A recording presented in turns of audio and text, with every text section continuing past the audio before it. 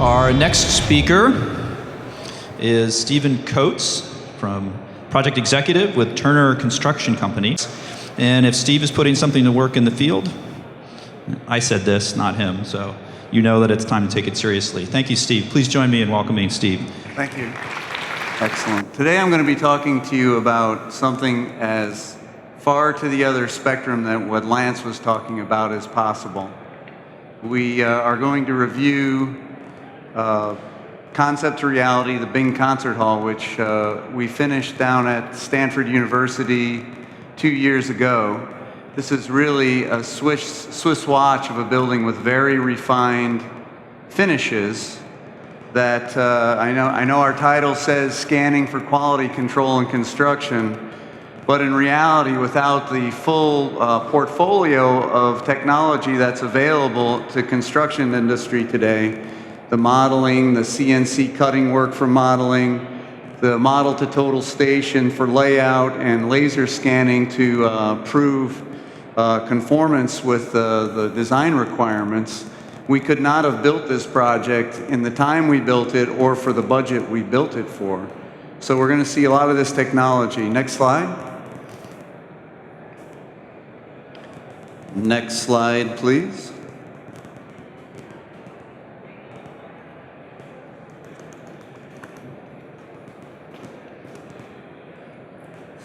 Next slide.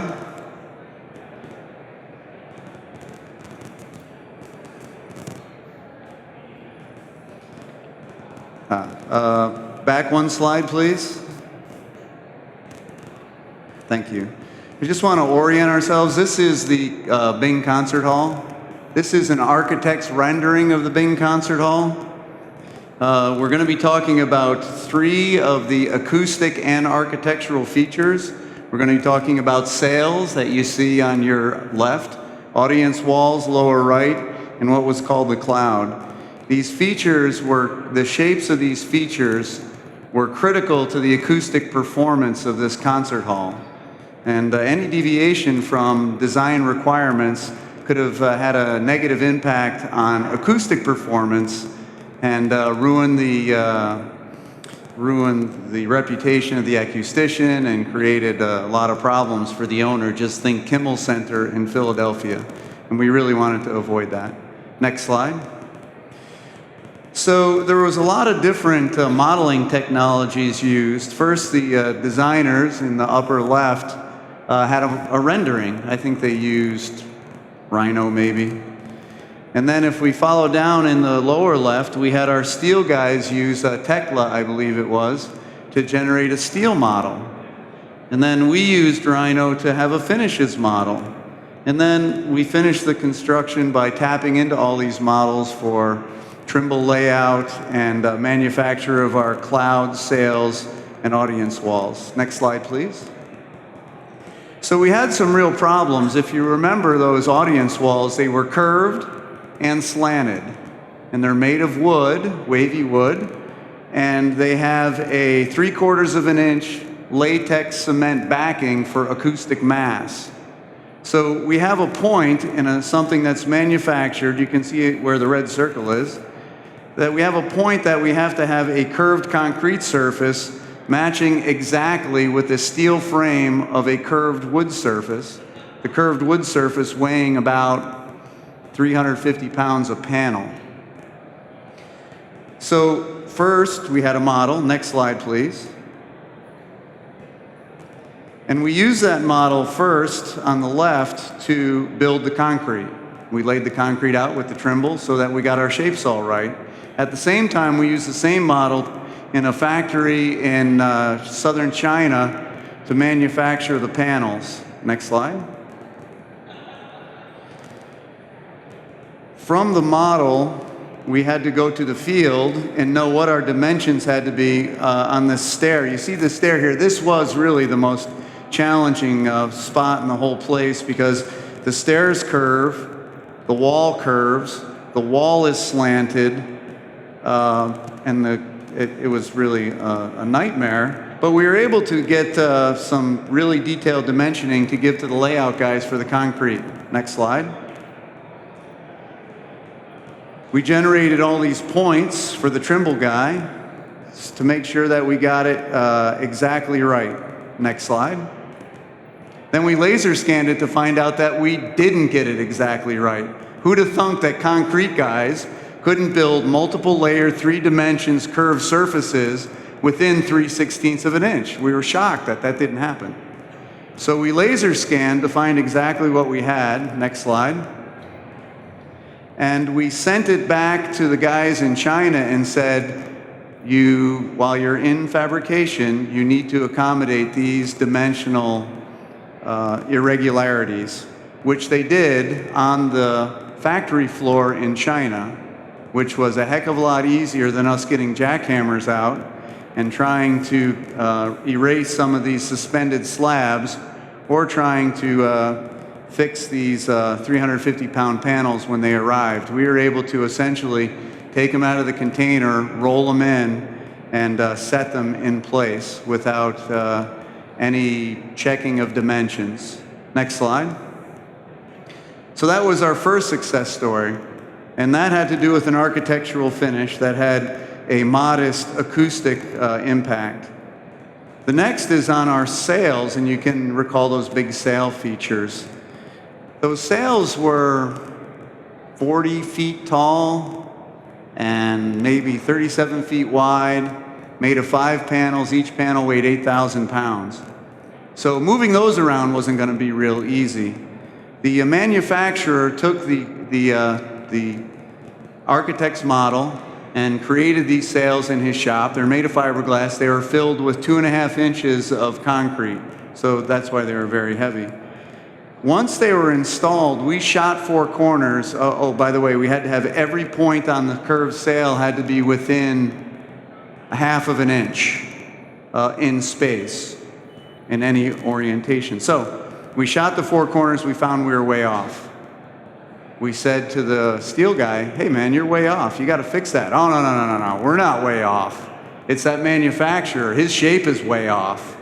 Well, okay, how are we going to prove the concept? So we laser scanned it. These are 2 sails. This is the raw scan data, so these things are pretty close together. We were able to get excellent resolution and find out that the shape of the sail was correct. It just was in the wrong place. Next slide. Next slide, please. And so how far was it off, and how are we going to translate that? At first we tried doing some adjusting and scanning, but the scan cost like $4 or $5 grand each time it was scanned, and it took the guy 2 weeks to analyze the data, and we have a schedule to meet. So when we talk about effective use of technology, we proved that the sail was the right shape. How are we going to get it where it needs to be? So we used that scan to find out where it was, then we used the model to figure out which corners and how far they were off. And you can see we did it in some XYZs. We found out how far it was off. Next slide. Next slide, please. And we developed, and I'm sorry that this slide probably doesn't come across to you guys too well, but what we did was we showed the iron workers exactly at each one of the connection points how far they had to move that particular connection point. There were 8 points at the top, 8 points at the bottom. There were some push-pulls. There was oversized holes that they could move the stuff around. And in the end, we had 8 sails to work with, and we got our farthest point of deviation was 3/4 of an inch, and the acoustician accepted that. So another success story where we were able to take the scan data, the laser scan data, distill it down to something that we could give to the iron workers, who typically don't go up with like iPads or anything to figure out what they're doing, and give them some direction that they could follow and get the thing in place. Next slide. So this is the same with the cloud. We had the same dispute with the same erector. Oh no, it's not us, it's the sail, it's the cloud that isn't the right shape. So we scanned it, we found it was. Next slide, please. Next slide, please. And I don't know if this shows up either, but there's a lot of little blue dots up there that gave us like exact dimensions along the edges of these panels to determine that it was the right shape. The other reason I like this slide is that's the scan data, and that's what the thing looks like. I mean, these things were 55 feet in the air, and the scanner is getting that level of detail. I mean, those undulations in that panel vary from maybe 1/8 of an inch to 5/8 of an inch, and it picked up with that detail. So I was always blown. When I first saw this, I was like, holy crap, I guess it's worth $5,000. Next slide, please. And so again, we figured out what the deviations were. Next slide. And we were able to produce a document that we could hand to the iron workers to say, move this bolt X number of inches and that bolt X number of inches. And in the end, again, that we had that whole surface within, that one we were even tighter. I think that one we got within 3/8 of an inch everywhere, which was important because there was some finished drywall work that had to match up to it. Next slide.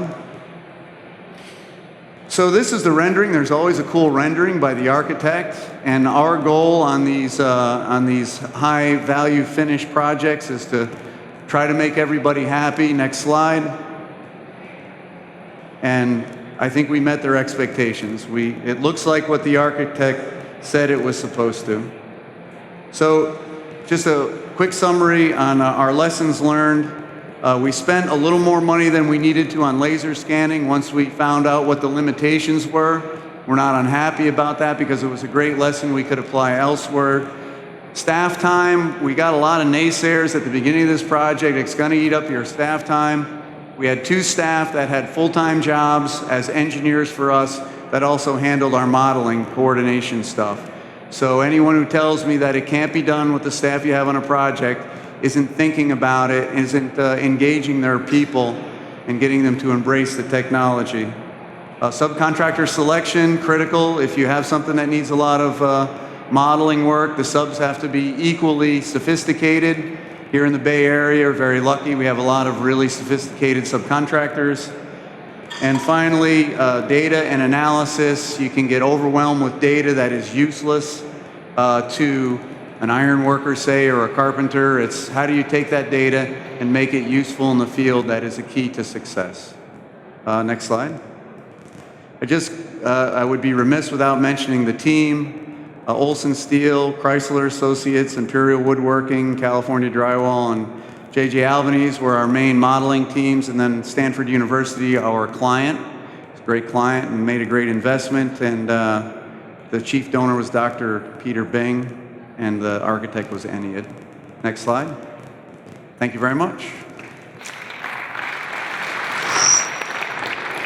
Thank you, Steve.